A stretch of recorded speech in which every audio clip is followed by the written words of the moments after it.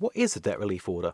A debt relief order is a debt solution that allows you to write off your debts if you have little disposable income and no valuable assets such as a property. It's just one type of debt solution though. There are others, which I'll come to.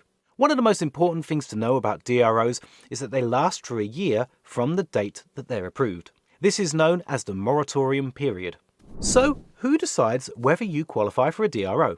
An official receiver who works for the Insolvency Service will assess your situation against the qualifying DRO criteria to accept or to reject your application. Your debts will be written off after the moratorium period if you still qualify. So what are the disadvantages of a debt relief order? As with any debt solution, there are also some disadvantages to consider before you decide if a DRO is the right solution for you. Your credit rating will be negatively affected for 6 years from the date that the DRO is approved, which can make it difficult to obtain credit in the future. Some debts cannot be included in a DRO, which means you will still be responsible for paying them.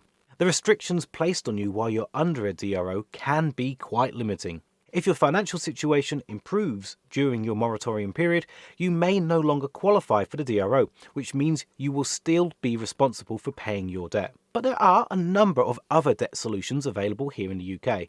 Some are free to use and others include fees, and each will have their own pros and cons.